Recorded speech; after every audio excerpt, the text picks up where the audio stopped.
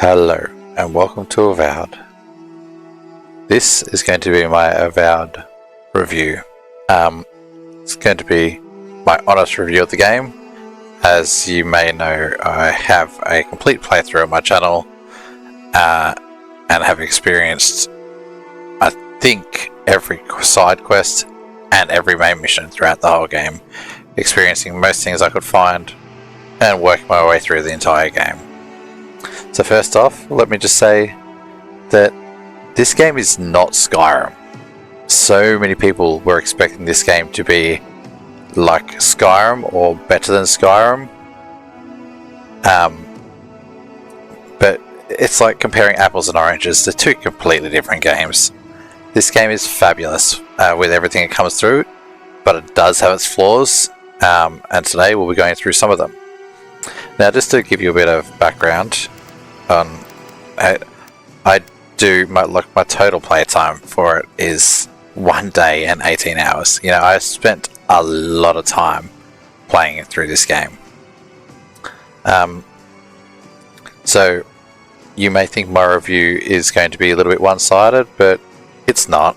Like, I will show you some of the things in this game that I found really nice. And we'll go through from there, but yeah. So, I will say that Avowed is a very beautiful game, and it has some very unique ways of making you feel wanted and needed in the world. But at the end of the game, and the grand scheme of it is, unfortunately, no matter how you choose to play this game, your choices don't matter. And that kind of sucks. Like, every choice you have during the game, it makes you feel like something is going to happen out of it.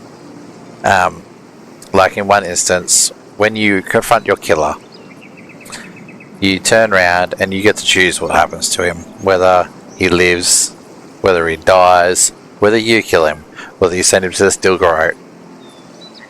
In that moment, it makes you feel like you're part of the world. After you deal with him, so I sent him to the still growth in my playthrough, and then the still growth hung him. What happened after that was the friends of the assassins actually approached me after that incident and basically threatened me, saying that they will get revenge. And then later on, I met those same assassins again in a cave, and they were nothing but friendly. They turned around, I helped them do a side quest, got them food, and never heard from them again. When I actually got to the end of the game, it brought it back up with the fact that I was the saviour of the living lands, and the fact that my outcome basically played to. It then also went into other things like, did I help my companions? Like, yeah, I did, because I did every side quest and everything I could think of to actually do it. But I helped my companions, so it just basically went over my side of the story and how I played. So ultimately, no matter how needed and wanted you feel in this world at times, in the grand scheme of things, your ending it doesn't matter. Basically, your ending will not be the same, because every ending is going to be different. But if you do everything you want in this game, no matter what you decide to do or how you decide to do certain parts of the game, if it is not part of the main story, it's not going to make a difference. Unfortunately. I must say, the combat in this game feels amazing, and it is amazing to play. I I tried different styles of play. I used as you can see, I used an axe to start with. From there, I went to using a bow. I used spells. I used a gun. I personally fell in love with my combination of using a sword, a shield, and a gun. This game it was great. I absolutely loved it, but it does have some bad things to it as well. This game looks amazing, no matter where you are. As you can see, you can look around, and it just looks fabulous. You can get up in top of high places and like that, and you can look at it and just look out into the world and just see how amazing it actually looks. Some of the bad things, but the people are always complaining about with this game that I've noticed, is they are complaining about the price. To me, look, this game is quoted at $70 US, or in Australia, it was, I think it's 120. So people saying $100, $70 US doesn't really sound like that much, but it's a pretty big deal. But the downside to that is saying that as well, you don't need to pay that to play Avowed. If you wanted to play Avowed, Avowed is on the Game Pass. The Game Pass is available for all PC players. It's available for all Xbox players. It's available for a lot of people out there. I'm pretty sure that you can also play Avowed across the cloud as well. So, you know, when I first saw Avowed, and I was very, very not convinced about the game. I was actually going to completely ignore this game. The only reason I decided to play this game was because I liked Fallout New Vegas. And when I decided to play it, I chose and elected not to purchase the game. I just used my Xbox Game Pass to play through. Because basically I wasn't willing to risk $120 to find out if it was any good or not. I will say as well that the game does guide you along quite well. It shows you what to do, but then it also, at times, it doesn't help. Like, certain things just will not help you. For example, when you're learning to craft, or not even craft, when you're learning to try and upgrade your weapons in this game, if you want to be able to progress through the game, you're going to need to learn to upgrade your weapons and armor. Now that doesn't sound like it's a hard thing to do. You know, I could run around here, find chests and that in the world, and find the crafting materials. But that's one thing. It's one thing to be able to just find them. But as you can see here, you can break down your items and you'll get the items you need to keep going. You can then upgrade your set items to make your ones that you're wearing better. What the game doesn't tell you but is that after you break them down, you can then come across here to the crafting area, which I'll actually quickly swap my save file to show you. So, as you can see here, when crafting, you get the choice to actually craft your own items. So basically, when you get your old items, you can then craft them into the next level items. Yes, it does take a lot more, so it takes 3 of the original leaves to turn into the next level for all of them. The game does not explain this to you, or if it does not explain it very well, because I completely missed it. I was at the point where I was struggling, and I was struggling big time because of the fact that I couldn't upgrade my weapons. When I found that out, but it changed everything. It made the game so much easier.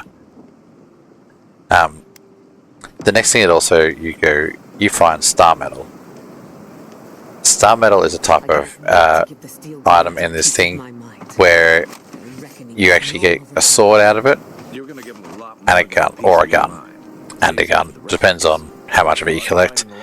I managed to get this gun here completely upgraded, and I think, oh no, I must have destroyed the sword, and also a sword. Both of them have frost damage, You can also go around and collect fragments in different areas.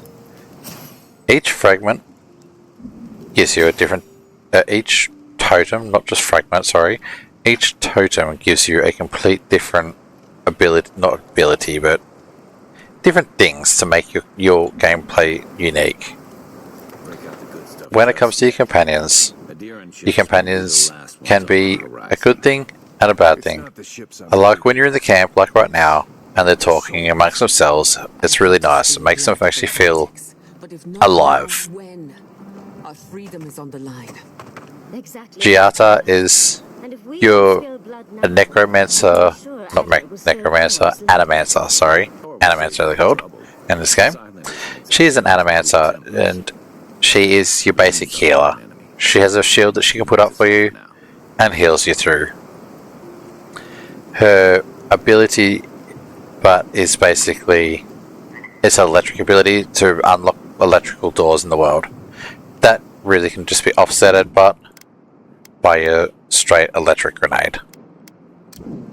Hey, Giada. How are you Marcus. Marcus is your hunter character. He's a ranged DPS that can also display chests hidden in the world. Pretty much, other than Marcus's his quests, I really didn't use him, except for when I first got him, obviously. But I did not use him because basically I'm ranged, and it kind of was pointless using him. I'm here if you need to talk. We're talking right now. Kai is a tank character. He'll taunt anything you have with him, and he also has his pistols also shoot fire, so it unlocks all your fire doors. Which, once again, it's all good because if you basically know, you'll have these, which are your fire grenades. To know each of you. Yatsli is a DPS mage. Her ability is actually quite a lot different to all the others. Her ability actually allows you to dispel illusions to allow you to see hidden objects in the world. As far as I'm aware, and as far as I look through everything, I cannot find a way to do it myself. So you're pretty much forced to take Yatsli with you if you want to be able to find and search through things to be able to do it all. Money in this game, this here,